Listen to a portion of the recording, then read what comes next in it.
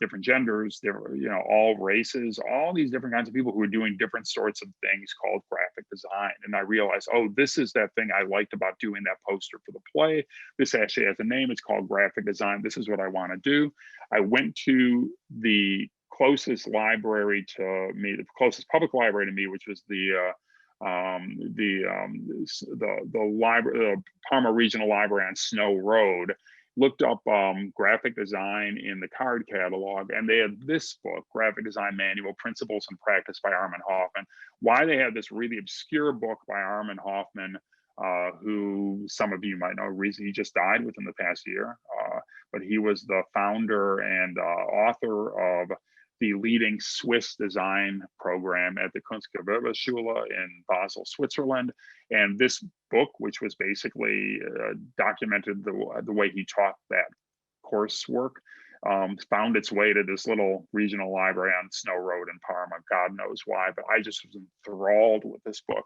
And so then when I did the fall sports banquet cover, because there were like leaves and rocks and things here, I just adapted my own leaves and rocks. My dad, who sold printing equipment for a living, came back from a trade show and had a single sheet of 36-point Helvetica medium press type.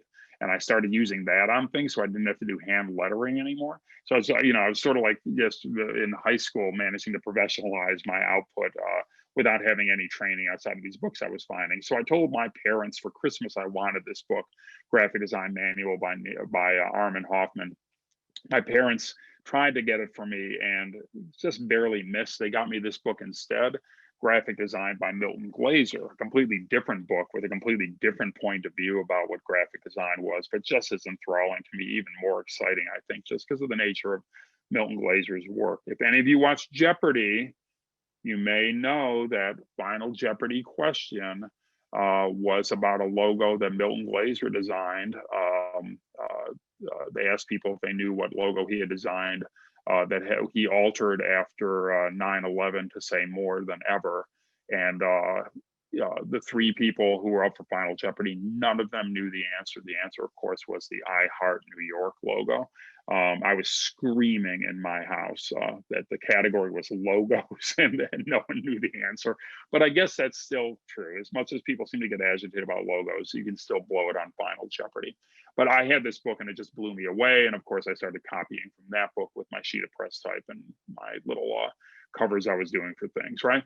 So I was talking before about teachers, and I think you guys are if you're going to Kent State, you're getting the benefit of people who've really devoted their lives learning how to be a mentor. And that's people who have decided to be teachers, high school and junior high school teachers like the ones that I had. And the teachers that I had at the University of Cincinnati, specifically probably these four, Gordon Salco, Joe Battoni, and Gory Goodman and Heinz Schenker. The University of Cincinnati, I think this was what it looked like when I went there. It's gotten glamorized since my time there, but back in the 70s, it looked mostly like this. I looked mostly like that. The work I did looked a lot like this, very Swiss, very much not like, a little less like Milton Glaser, a little bit more like Armin Hoffman.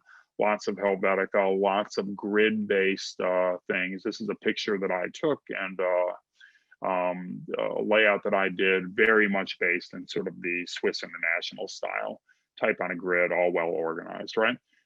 This was my class there going on an outing, a presentation that we did for a company downtown that we got dressed up for. That's me right there. Then after I graduated, I moved to New York City and learned that, if you're lucky, the people that sign your paychecks, your bosses become mentors too. So I moved to New York in June 1980, so a little bit more than 40 years ago, and took my first job out of school, which is working for a firm called Vignelli Associates, where I had two mentors in the form of the two founders of that firm, Leila and Massimo Vignelli. Massimo Vignelli, particularly a legendary graphic designer who had done everything from the New York City subway map to the packaging for Bloomingdale's to the corporate identity program for the Knoll Furniture Company. That's me in the middle there, Massimo on the left, Leila on the right. It was only at this point that I learned there was a city in Italy called Parma, and I think they saw that I was from Parma, thought maybe I could speak Italian, realized too late that I was from Parma, Ohio instead of Parma, Italy. Massimo's from Milan, Leila's from Udine, and they were both Italian transplants, bringing European style design to America. And then I spent 10 years there, and then I became partners in a firm called Pentagram. And the great thing about Pentagram is that it's a partnership. It's a collective, really, of fantastically talented designers, 24 who work all over the world, including Austin, Texas, Berlin, Germany, London, England, and New York. In New York, I have 10 partners. Abbott Miller, Michael Bierut, Natasha Jen, Eddie Opara, Paula Scher, Emily Orban, Luke Heyman, all shown there. Left to right, that's me, Abbott, Michael, Natasha, Paula, Eddie, Emily, and Luke. Not shown here in our office on Park Avenue South is Georgia Lupi and Matt Willey, who are our two newest partners in the office. And working with them is a daily inspiration. I correspond with them constantly. Paula Scher just today is celebrating her 30th anniversary as a partner of Pentagram. So she and I have been partners for 30 years. I've been there for 30 and a half years. This has been a very long, productive experience for me that I'm happy to talk about more if you have questions about it. But the real great thing that I learned over those 30 years at Pentagram is that I've had opportunities to mentor many, many, many talented designers who have joined my team, but they have been mentors to me because I've always learned things from them at the same time. So this is a little chart that we did a few years ago showing sort of a list of people who had joined me and how long they stayed, when they arrived, when they left, when they had maternity leave or paternity leave, shown there with those little pink and blue interruptions. A lot of people began as interns and then stayed on as full-time designers. And I'd just like to actually introduce you to the designers that are on my team right now. Britt Cobb is the most senior one. And what I'll do for each of them is like talk a little bit about, you know, what I've learned from them and show you a project that each of them did to give you a sense of both the work that we do on my team, but the work that, you know, I'm like 63 years old, been doing this for 40 years. Britt's my most senior designer. He's been with me for more than 10 years at this point, but he started as an intern way back when from North Carolina State. And Britt and I worked on this rebranding of a company called Vroom. Someone out there might know that Vroom does online used car sales. They basically let you find a used car online. They deliver it in a truck to your door. And so they have a great name with those two O's in the middle. They're like two wheels on a car. And we just wanted to make them look fast. So we tried a lot of different possibilities, but eventually came around to a italic typeface that we customized by adding little fins to many of the letters that you can sort of see on the D and the H and the L and the M and the P and the R, et cetera. And so then that typeface itself starts to have a little bit of an identity contribution, makes it feel sporty. Britt did a whole series of italicized icons that go along with the letter forms, and then just played out this great name and this great typeface, the signature color red, all these different ways to kind of make it come to life, feel dramatic, feel exciting.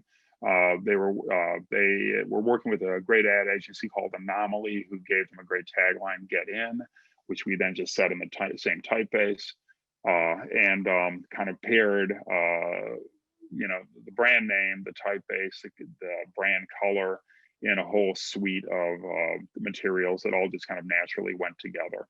And so anything you would set in that customized typeface would then have sort of the look and feel of the brand as well, right? The V itself is actually really nicely drawn. Britt really kind of worked that out. It's got the little horizontal fin on the left because it's a V italicized. The upright part of the V kind of goes perfectly vertical, then the forward tilting part feels all the more italic, right? So you sort of see it there. Or on a big billboard at dusk. Lacey Ho started as an intern, but for my partner, Emily Overman. And she's been with me almost for 10 years too. She's taken 2 maternity leaves, has a wonderful family that she's raised and who she's quarantining with right now. She went to Bryn Mawr College in Pennsylvania, and then got an MFA at the Yale School of Art in the program that I, as Daniel said, that I've taught for years now. And so she joined, you know, out of that program, and has like a great facility for designing really detailed things like books that require working out complicated systems. But also she's helped me do some projects for her alma mater, including a long-running program for the Yale School of Architecture, where I've done work for them. They've been a client of mine since the late 90s, and I've worked first for one dean, Robert Stern, for whom I did a whole series of black and white posters. Then he retired after 15 years, was replaced by a new dean, the first woman dean they have had in their whole history, Deborah Burke. And she said she wanted to change the posters, and I had an idea about how to change the poster. It turned out we both had the same idea, which was to get rid of these black and white posters and just do them all on colored paper. So it's sort of like all of a sudden came to life and signal a change had come. So a lot of times these posters just based on 2 different typefaces and a lot of typography, used in an expressive sort of way sometimes. Sometimes very straightforward lists of names. Sometimes we're trying to actually illustrate things like connecting European cultures, say, with that diagonal line. A exhibition and symposium about using light in architecture, where we're just taking all the tittles, the dots over the I and then the colons, and making that into little light sources against a dark background. You know, just announcing different speakers that they have, talking about how, you know, looking for connections between the environment and architecture, dramatizing the idea of an open house, announcing speakers, talking about reconsidering architecture as a profession by altering that initial letter A, talking about disability in design and what the relation of that is, who's included and who's excluded by the way we build our environments. Another open house, how ornament in design works. A thing about liquid design called clouds, bubbles, and waves. A re-examine of the Bauhaus on its anniversary. It's 100th anniversary, actually. And then finally about space and power and how that affects, how the power of space affects mental health. This was the last symposium that they did before they shut down for in-person classes in 2020. And so Lacey works with me on these projects and actually is like really great at interpreting detailed information within the framework of a system.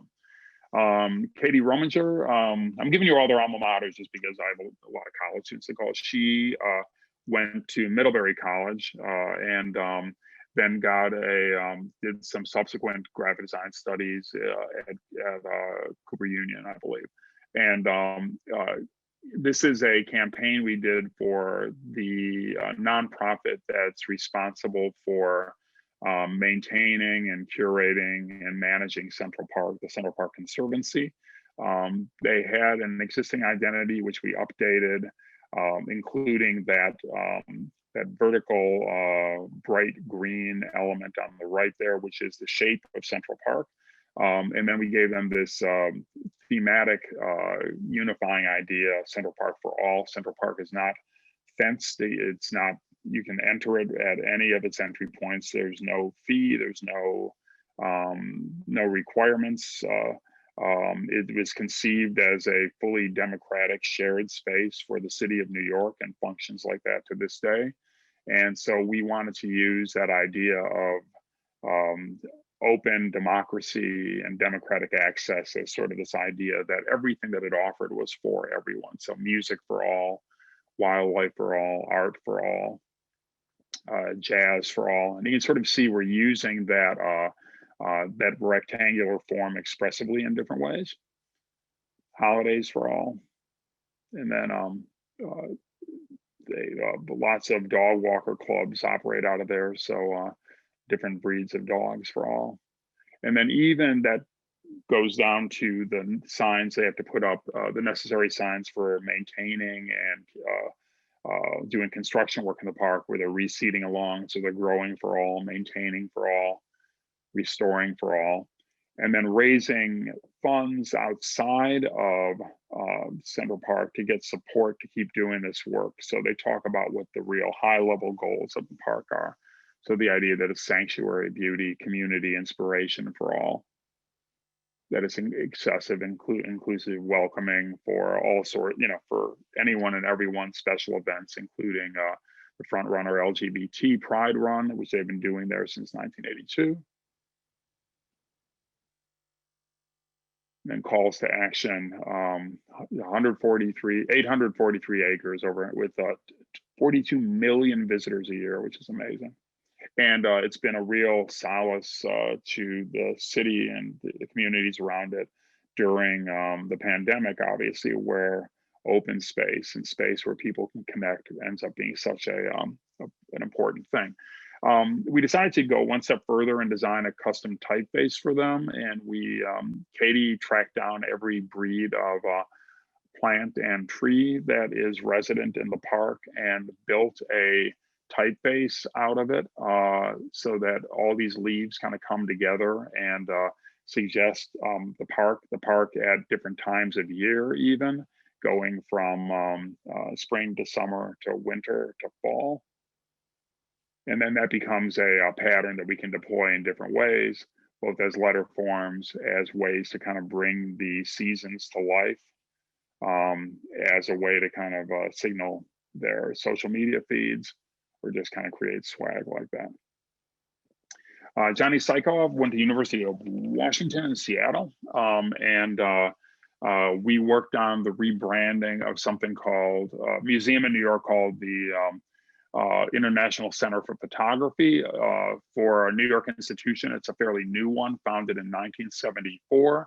They had this logo back in '74 that Johnny and I both really liked, and decided we wanted to see whether we could revive it. It had fallen into disuse, but we thought there was something kind of cool about it. It was done by a designer whose work I knew well when I first came to New York in 1980, named Arnold Sachs, and had since been put aside. So what we did was we kind of, as you can see, we kind of took what was there before and made it kind of sharp and precise. And it had one more idea about it, which was, what if we designed a logo that could be a shape-shifting sort of device? And that was provoked by the idea that photography is about framing images. It's about framing life in a way. And the different formats that cameras have, from 35 millimeter to square format cameras to panoramic views, all have sort of like different kinds of implications. And of course, even as a layout artist, traditionally going way back when, has cropped photography in order to maximize its impact. And this device, which old people like me were familiar with, the Brandt scaleograph, you know it because it's sort of that idea of cropping images still kind of looks like that a little bit if you're working in Adobe Creative Suite or even Instagram or things like that, right?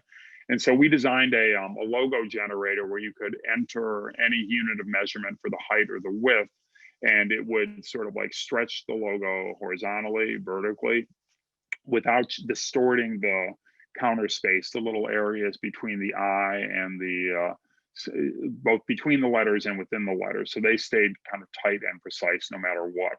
And so that means we get to really have an assertive, strong use of that acronym to kind of project it into the environment, change the shape of it so it can lock up with different sorts of elements kind of stretch and align and just kind of like sort of never be seen in exactly the same way twice, and sort of enhance and play with the kinds of images that they're showing both on their website digitally, what they show in terms of their identity, what they show in terms of things like even packing tape, mailers that they put out for the school classes that they have there, their MFA program, their announcement for their calendars, the way that even you get a ticket there, and then finally the way that it looks when you arrive there on site. And it plays through even to things like iconography and their basic identity. So Quis Guerrero came from Mercy College, a little south of where I live. I live in Tarrytown, New York, and Mercy College is in Dobbs Ferry, New York. And Chris is, you know, compared with Britt, he's a much newer member of the team. Came to us with this real facility for animation and motion graphics. One of the projects that he worked on last year, which was kind of an amazing thing to have participated in, was we redid the identity of the Commission on Presidential Debates. And some of you may remember, and some of you may be trying to forget, kind of the chaos and drama that attended the debates between then President Trump and Senator and now President Biden. And to kind of, you know, we had invitations actually to go to the debate that they had in Nashville. And I think, I'm trying to remember if they actually, I believe they had one at Case Western, I think. But I think all these kind of like, it just got to be like between the pandemic and the personal dynamics between the two candidates, particularly the unique dynamic that former President Trump brings to anything, just made these unlike anything we had seen before. So they used to have a logo that was like eagles and stuff. And what we wanted to do is make it basically all words, because debates are about words, basically. It's about people using language. And we wanted to emphasize the debates as the phrase in action. So there you see the logo in action, a traditional typeface that has Commission on Presidential, and then the debates being the thing that's really persuasive. And for social media, Chris did a whole series of really short, very simple animations that kind of could introduce the topics of the debates for each time and kind of go out there to promote them. So go a little something like this.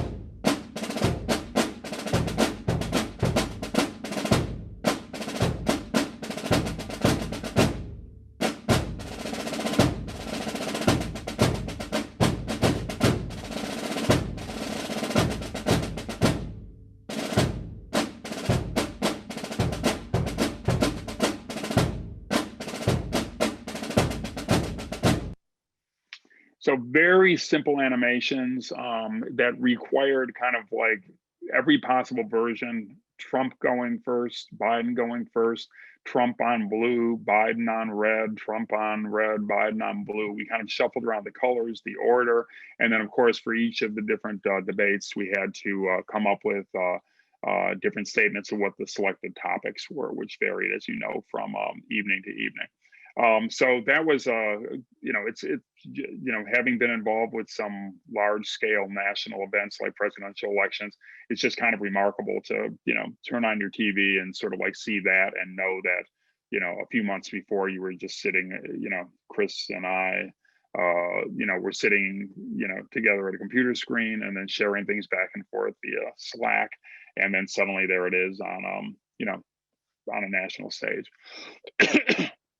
Delta Murphy went to the University of Oklahoma and OSU, and I always thought that that was no, she went to the University of OU as opposed to, she went to OU, and I always thought that's Ohio University, but it's Oklahoma, University of Oklahoma.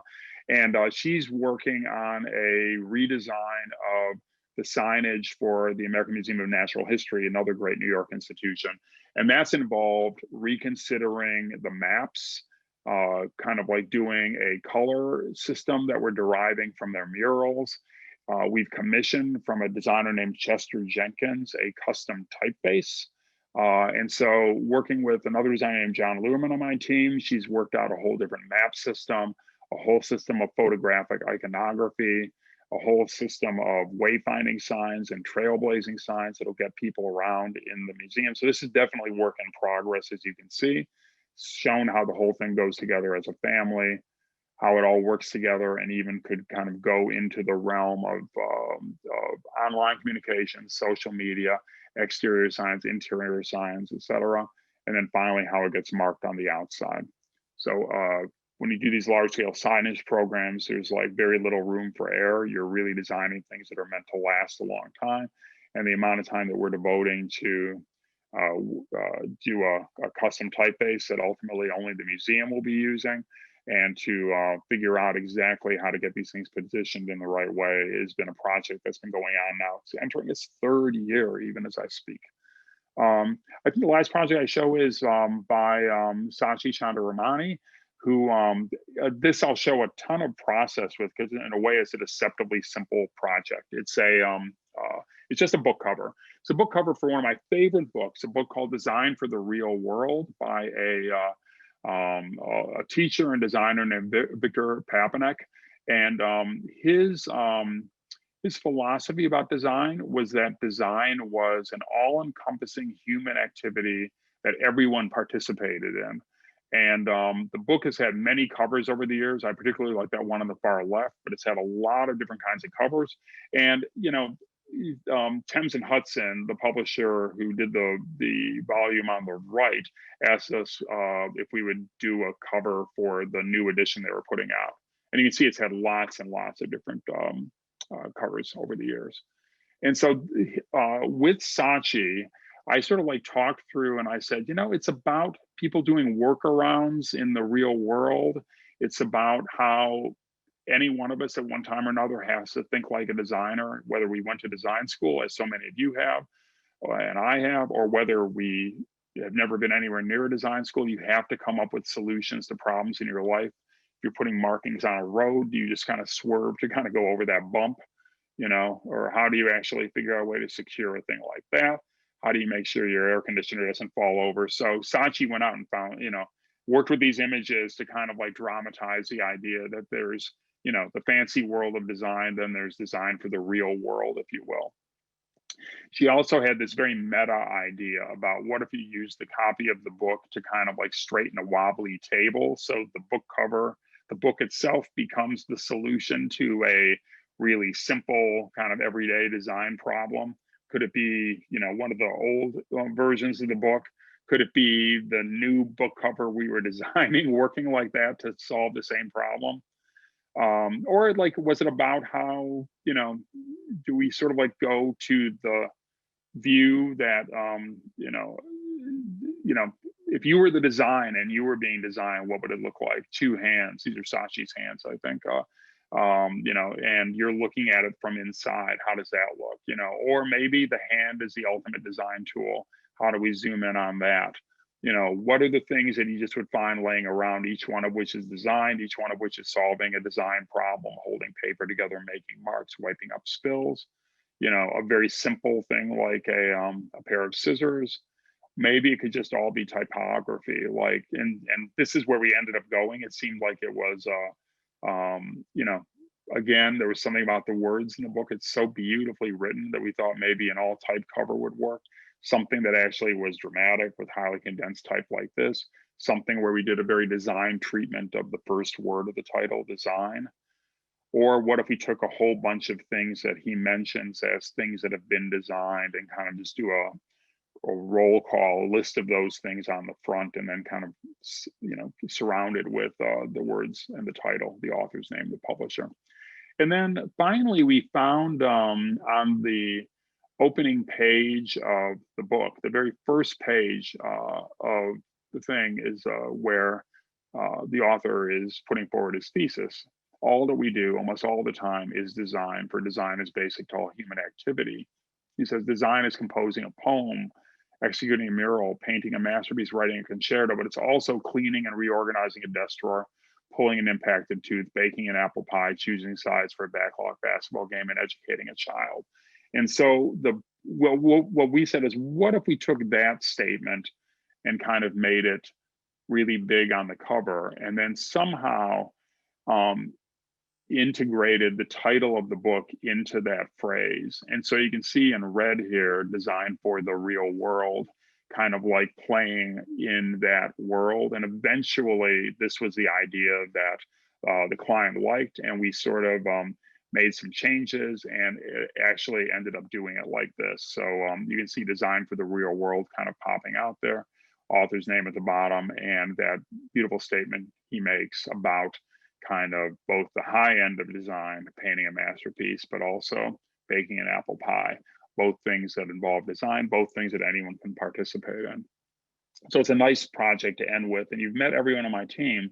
And the only thing I would leave you with as like the last rule is the best way to find a mentor is to be a mentor. And I've actually, been fortunate enough to feel like I've mentored many students, and certainly the people on my team that I've worked with over these many years.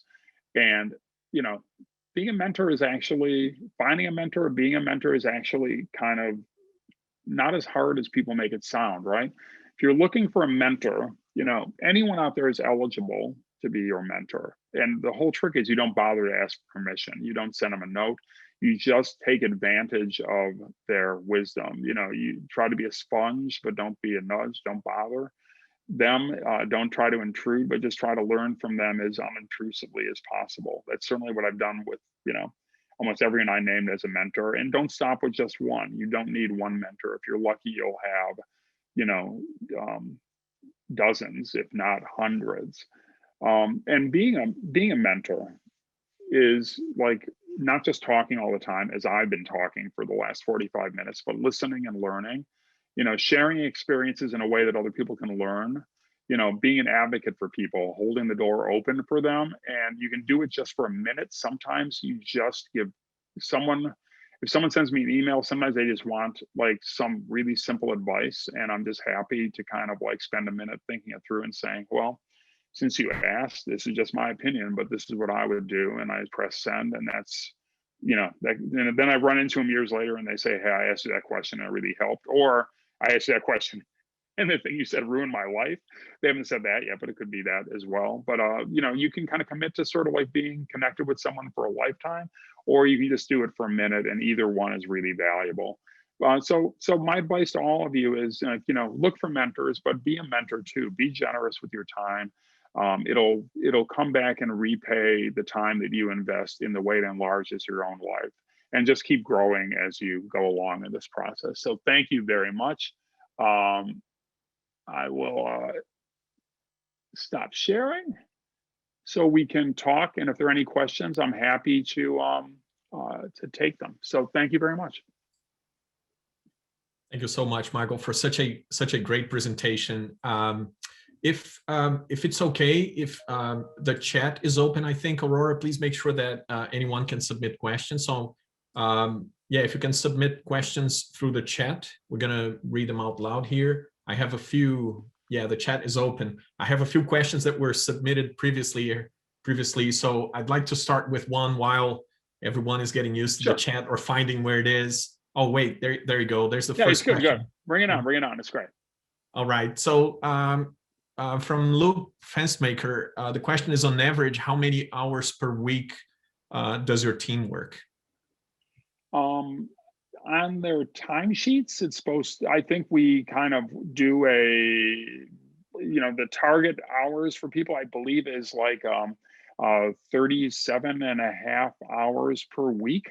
I think people work longer, some weeks shorter, some weeks. I'm really, I think one of the great things about design is that I hire people who really like doing design, and I like to think that they get excited about it. And I still remember to this day,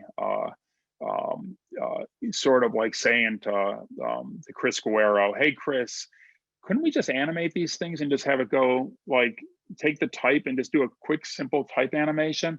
And I said, hey, and he said, yeah. And I said, well, why don't we think about that? We'll talk about that when we get together on Monday. Monday, I said, you want to talk about that? And he says, well, I've got some things to show you. And he had spent the weekend just kind of like having fun with that. And basically it solved the whole problem like that. And so, you know, I think I hope it was rainy that weekend or something, but he clearly had real fun doing it.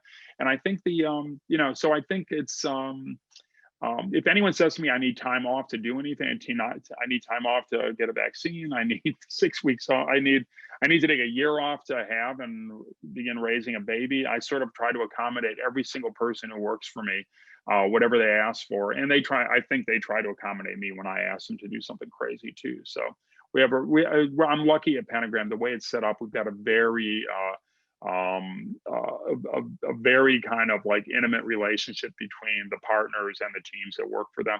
Someone asked a silly question. This is Abigail Archer. I see it in the chat myself. Daniel, it leads out of that. It's called Pentagram because it was founded by 5 designers back in 1972.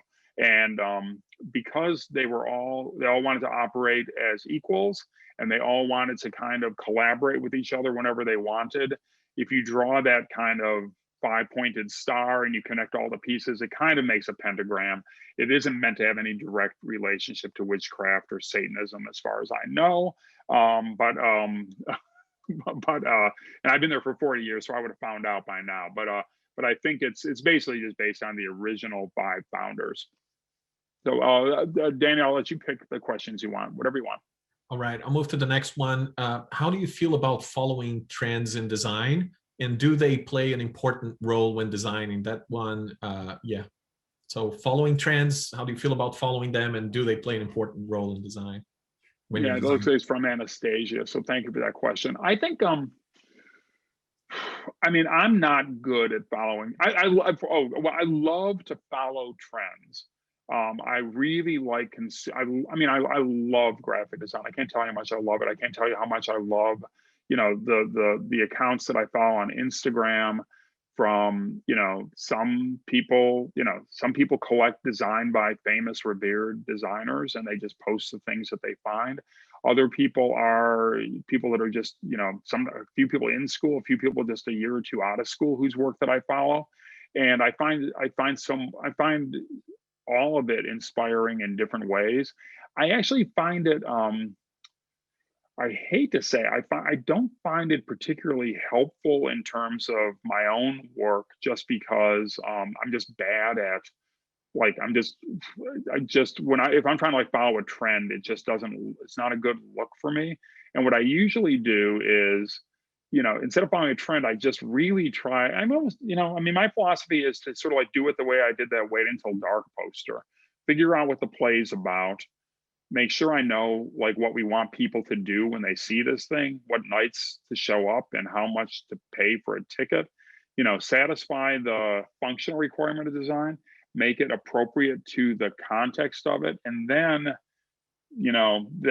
what remains is sort of like, okay, I'm going to do something with a felt tip pen and just stipple the hell out of this thing. And that becomes sort of the style thing that you do. But a lot of times, that's the part when, I love typography. So probably you notice that almost everything I've done, if I've got a choice to solve it just with typefaces, I will. And we spend a lot of time looking at typefaces, a lot of time trying to find appropriate typefaces. In that Commission for Presidential Debates one, the formal the formal serif typeface was one that the type designer did based on the typography on US coins. And so we thought it had this sort of federal quality without necessarily screaming out that loud. So I love things like that. But I think, I just basically like enjoy, and then I've got, 23 brilliant partners, including 9 partners that I work with side by side, day in and day out, who are all doing amazing work, and some of whom actually set trends that I get to see happen like before they're out there. So it's kind of amazing watching them all happening. Right. The next question is coming from Kelsey And I think it has to do with what Yeah, kinds of media yeah. do you consume, right? About the bookcase and how many books for design specific. The from down at the floor to that level there those are all the design books that I've got at home. Then I've got a bunch of design books that I left at my desk down in the office that I have that I share with I share that bookcase with Matt Willey and Abbott Miller. And so we've got a bunch of design books there as well. And then all the books on this shelf here are all ones that I designed. So I try to get a copy of every book I designed, just kind of line them up. When I run out of shelf space, that's when I'll retire. All right. And from Becky, what are your favorite types of design projects to work on? Becky, my favorite types of design projects are ones that combine several things.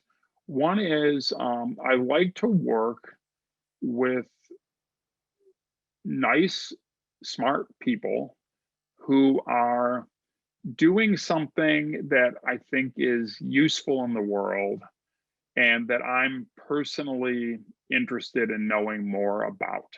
So if you sort of take those three factors, the things I don't like working on are things where the clients are mean or dishonest or just unpleasant.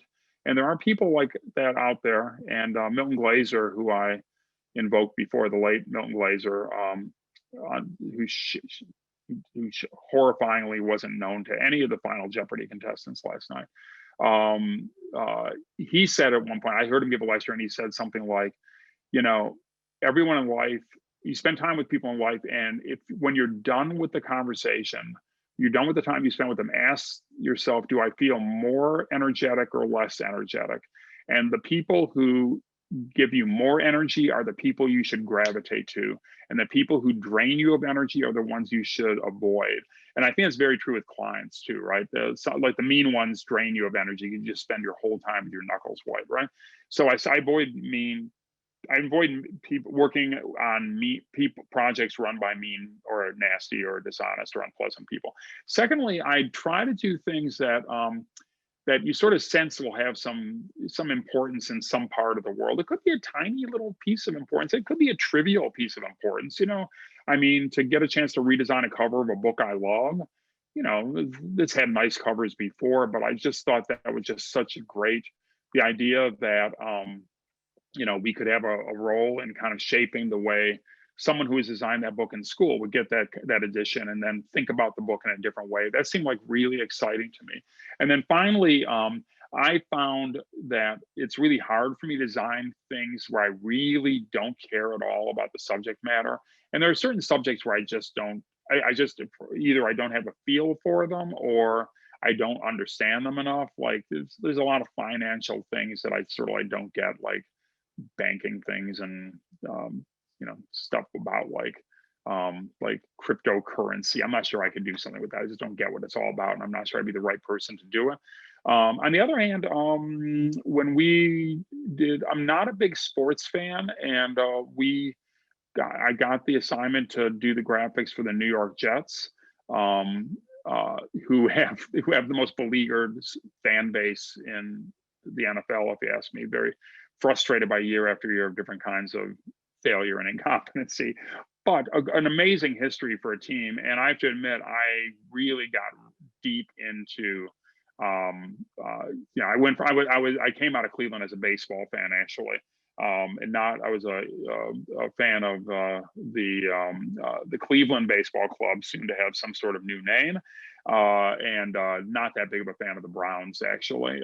And so I got into the NFL late in life, but I got really enthusiastic about it, learned a lot about football, a lot about the history of the Jets, and got really into the NFL as a result of actually working on that project.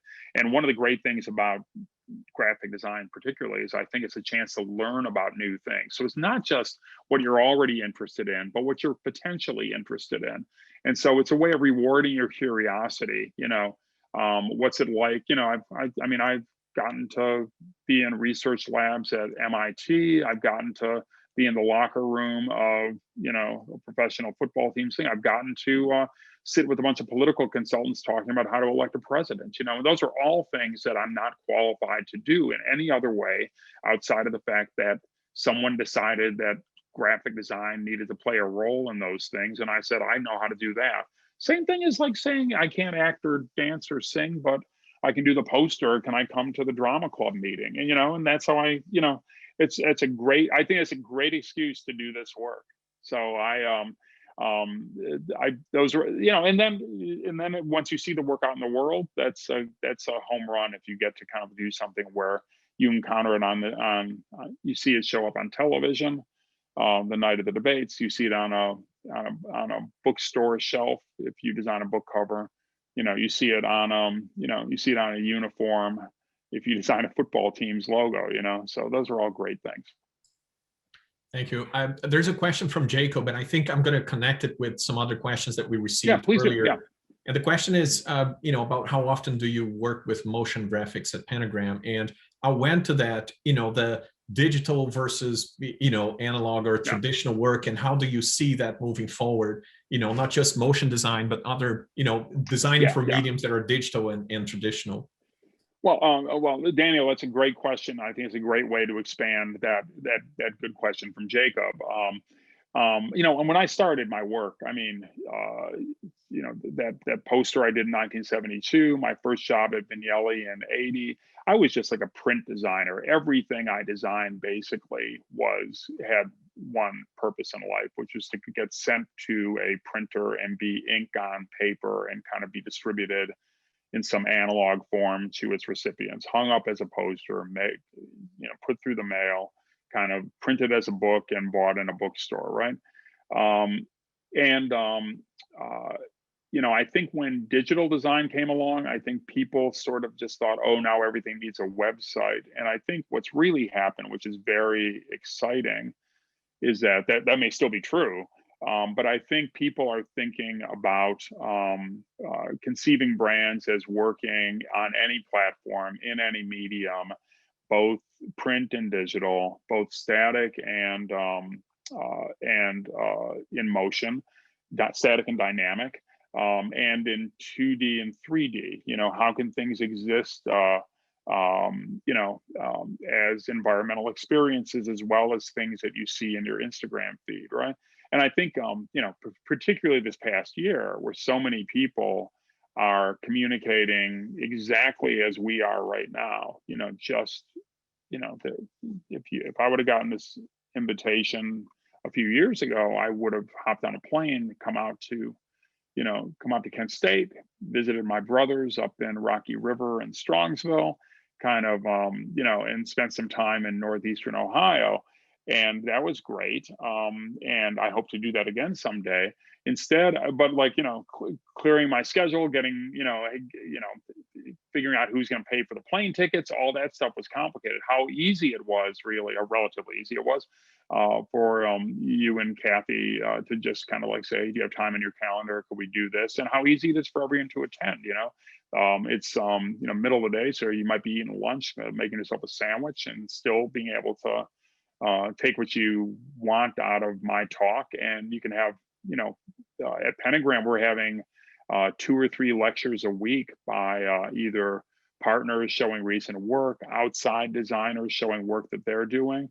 And it's just been great, a way to kind of reestablish culture. So I think the idea that the channels now are as likely to be digital as they are any other form mean that if we're communicating, we have to anticipate how things will communicate digitally. So I have partners who I think are much more on the cutting edge of this than I am. My partner, Emily Oberman, kind of made a reputation really early on in motion graphics, doing the opening titles to Saturday Night Live. And, that's gotten her to redesign the logo for Warner Brothers, and has done these fully dynamic, she does, designs the titles for the Harry Potter films and the DC Comics universe and things.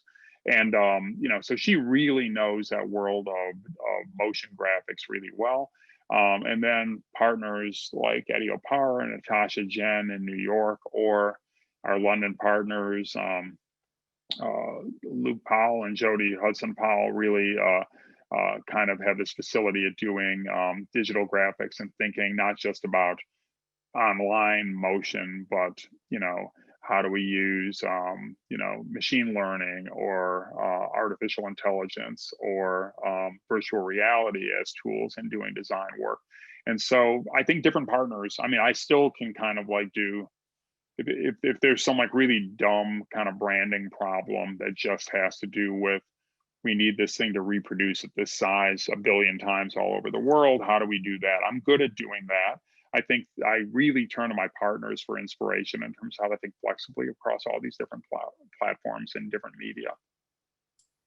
Thank you. There's a question from Maria, and I think it connects with many other questions that we received before. And her question was how often you travel at work, how much time do you spend at the office? I would like to connect that with an additional question regarding, inspiration and perspiration and the importance of design research, right? If you look at, the work and the amount of work that precedes the actually sitting down and coming up with a solution, right? How do you manage those? How do you see, that balance between design research and implementation, and how does that affect your work and those of your partners as well? Daniel, can I ask you a question? Have you guys been doing virtual classes over the past year, or have you been doing hybrid things? How have you been managing things on your end? Yes, most classes, they are, right now, they are on remote setting. We have a few courses that are managed in hybrid, and a couple of classes that are face-to-face. The ones, for example, photography in the studio, you can't really, or it's hard to replicate in a different environment. But most of the classes, they have been in remote instruction for this semester. Yeah, so I think everyone, that question about travel is kind of like funny, because I actually, we closed Pentagram's New York office on March 13th, 2020. And I've been back in the office probably 4 times since then. And I've actually had meetings with, I've had face-to-face meetings with my designers on 2 occasions. One in Central Park, where we were doing a walkthrough about sign location. And so it was a socially distanced outdoor thing that we did back in the summer. And then just last weekend, I took my first out-of-town trip in a year. I went up to Cambridge, Massachusetts. We're helping to design a museum for MIT. And it's in a new space, so we did a walkthrough of the space, and we're just kind of getting a sense of what the space is like. But basically, I've done 0 travel over the past year. Like the first travel I did was last Friday, like almost the anniversary of the last out-of-town trip I took. And I was having this conversation with my partners in New York. And we were all like talking about, as people get vaccinated, as we assume that the pandemic eventually starts to recede, does it go back to the exact way it was before? And I have certain partners who want to go back 5 days a week and have all their designers come back 5 days a week. There are other partners who are more ambivalent about that. I have at least one of those people that I showed you on my team is living out of town and asked me, when would he have to come back? Would he have to come back? And I'm actually, we've been working so productively. I'm not sure I can say, hey, this isn't working. We've proven it can work. So I have to have some other argument for why I'd insist he come back. So I'm thinking about doing kind of a hybrid model of returning to the office, which gets to Maria's question. I said that to my partners. I said, I'm not sure how much I'd actually be in, how much time I'd want to, whether I'd be there 5 days a week. And then my partner Paula, Paula Scher said, Michael, you were hardly in the office 5 days a week, even when we were supposed to be in the office 5 days a week, because I traveled so much for work. I spent so much time out of the office, either meeting with clients or doing research, to pick up on your follow-up question, Daniel, that like I probably spent, even when I was in New York, pre-pandemic, I probably spent 1.5 days a week sitting at my desk in my office, and then the rest of it we just spent at my designers' desks, collaborating with them, or better still, I'd be out with them doing stuff or traveling or doing different things. So And that gets actually a little bit into Rebecca's following question. I see the chat open there too, but I think the importance of research as a tool that's everything to me, basically, to me. And it goes all the way back. I keep falling back to those early experiences I have, because I suspect they're common to anyone who's studying at Kent State now, or any other student, any young designer. It's sort of like, when they asked me to do that play poster, they said, here's a copy of the play. This is what it's about. And I read the play. I understood what it's about. And then I was able to do a poster that kind of, that looked dramatic. If you didn't know what it was about, it kind of tipped you off that it was kind of scary and about eyesight somehow. But it was also, if you knew what the play was about, you'd say, oh, yeah, wait until it was a movie too. So people who saw the movie said, oh yeah, it's about the blind woman with the guys chasing her. And so to me, that's design research. Like, if you're designing a book cover, read the book. If you're designing a play, know what the play's about. If you're designing a football graphics for a football team, go to a football game. That's, it's not just about the research isn't what cool shape, what design trends are out there that I can kind of pick up on, if you ask me. It's about the specifics of the challenge you've been given and trying to kind of move to the inside of that world, so you feel fully engaged with that world, and you can represent it appropriately to the outside world. And to me, that's what design research is. And it's a process that I love doing with my, with the designers I work with my team. I sort of really try to hire people to whom, I've got 2 designers working with me on this MIT project. And, the 3 of us aren't, I'll speak for myself, I'm not smart enough to go to MIT, and all 3 of us are sort of getting the benefit of an MIT education that they're paying for, because they're paying for us to help design this museum that all has to do with the culture of MIT, the discoveries at MIT, the history there, the great minds that have kind of passed through there, and how they've changed the world through science and technology, right? So we're getting exposed to all that under the guise of doing research, quote unquote. But actually, it's just, like I said before, the kind of project I love, because it's fun to me to learn about that stuff and to kind of have a design project as an excuse to do that learning. And then I'll just take Rebecca's question right now, because I see it right there. I have to admit, Rebecca, and I sort of like, I'm not sure if you're a student or not, but I feel for you trying to learn design in a remote setting. I think it's actually, in some ways, it's remarkable, the fact that I can be talking to one of my designers, and I will say, wait a second, I'll send you, I'll just say, what if we do it like that? And I'll take a picture of that and I'll send it to him in a Slack channel. And, I like the idea that I'm in Tarrytown, New York, that they're in Brooklyn, or they could be, I've got one designer that's at our parents' place in Houston, Texas, another one that's down in North Carolina, another one that was in Michigan until recently. And I just send it there, and they can kind of come right back to me with something. That we can collaborate that fast is a miracle. It's insane. So that part is great. What I really don't like is, I literally said this out loud in the meeting I had right before this one.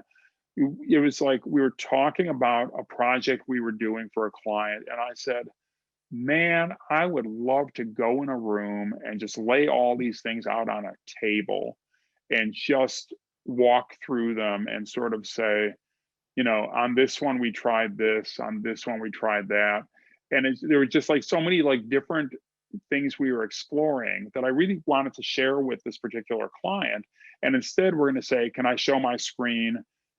Okay, fasten your seatbelts. You're about to see a 70-page deck, and try to remember if you like the thing on page 47 better than the thing on page 61.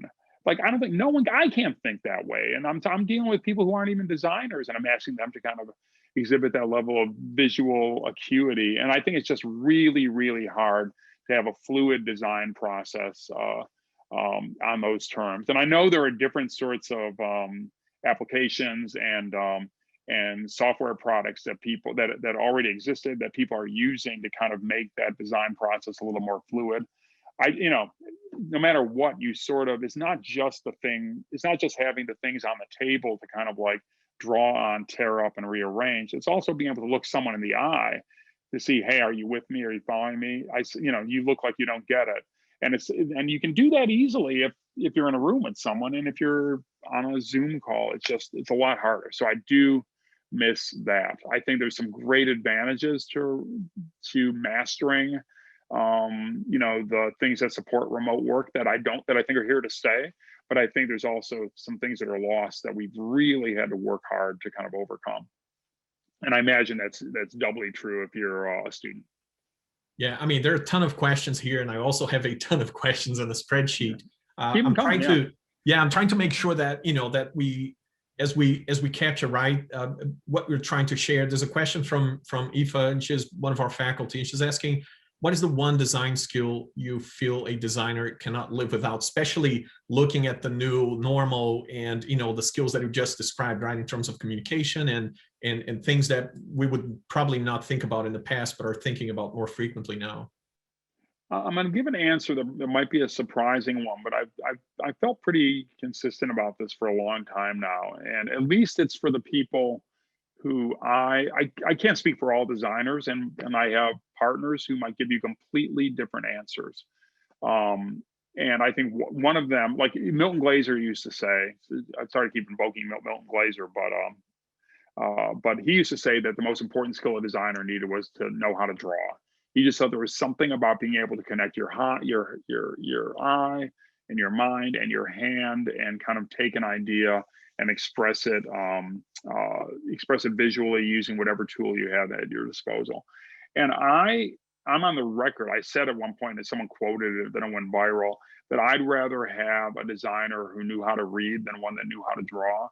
And I sort of stand by that still. The designers that I've clicked with the most on my team, at least, were ones that were really enthusiastic sort of readers who sort of understood that there was something fundamental about graphic design. The difference between the things in my graphic design books versus the things on the walls at the Cleveland Museum of Art was that for the most part, the graphic design books, all the pieces have like letters on them, they have words on them. And I'm already kind of announced myself as someone who loves typography, so no surprise there. And of course, there's some great, there's some great Stuart Davis paintings, and Kurt Schwitter's collages at the Cleveland Museum of Art that actually have typography, which I love dearly and still do. But I think there's something about the fact that it's about reading words, reading images, figuring out how to orchestrate the relationship between those things that just really fundamental to the work that I do. And I found that when I was working with Sashi on Design for the Real World, that the last project I showed, she hadn't read it, and she read it and she loved it so much. And you could tell that she was really, the ideas that she was generating for the cover, they weren't coming from Instagram. They were coming from her experience reading that book. And to me, I think being able to do that is like really useful, right? Understanding how we communicate as a species, right? And so I usually say like reading is the most important thing. And then, and that may actually be, I'm starting to think that's increasingly more of a personal bias that I have rather than a universal truth, because I think we're moving to a world where increasingly people may communicate by means that aren't verbal, that don't involve written language, that involve, images and iconography. And I think that's that's also within the purview of graphic designers as well. Thank you. I have a question here from Jude, and I thought, a lot of other questions related to that too, is how does accessibility and inclusion play a role, into the design decisions that you make? Well, I am, as an old boomer who, part of the generation that's sort of like, spent a lot of time ruining the world in all these different ways. I'll confess that, the question you just said out loud, I don't remember anyone ever talking about it when I was being educated as a designer. It was just sort of like, design was this thing that, you had to meet it on its terms rather than any other way around. Now, of course, you kind of would if you were thoughtful, you'd understand, oh, different audiences are going to engage with this design work in different ways, and everything from uh, physical disabilities, like what you can see, what you can touch, those things kind of like into play with design. Then I think even the way that, I've become increasingly sensitive to how my design decisions are encoded by the way I was brought up and educated. And what, even though I sort of was educated in a tradition that somehow,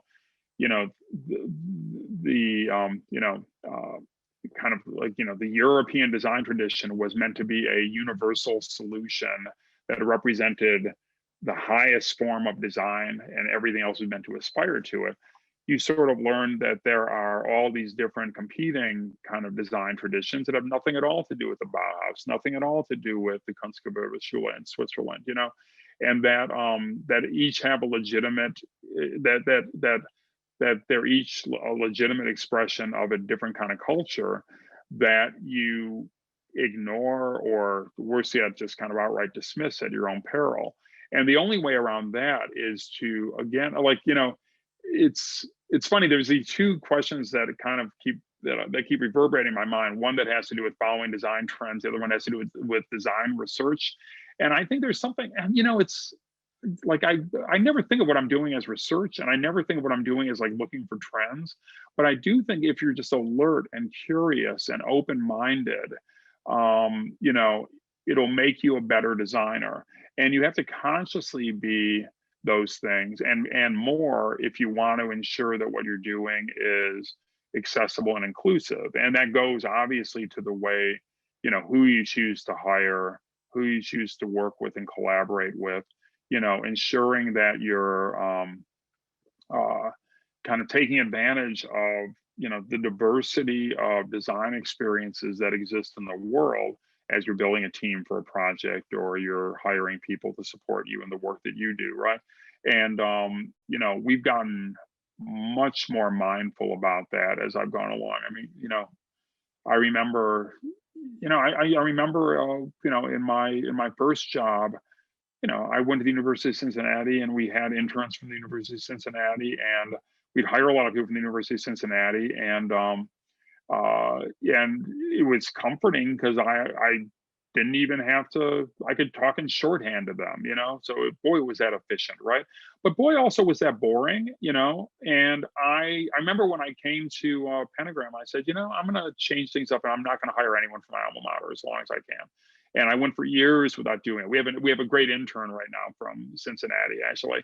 I sort of, I purposely and deliberately hired people from different backgrounds, different experiences, and then increasingly and very purposefully from, obviously different genders and different ethnic backgrounds and things, just because I think it makes the design process more interesting, when people are coming at it from different points of view.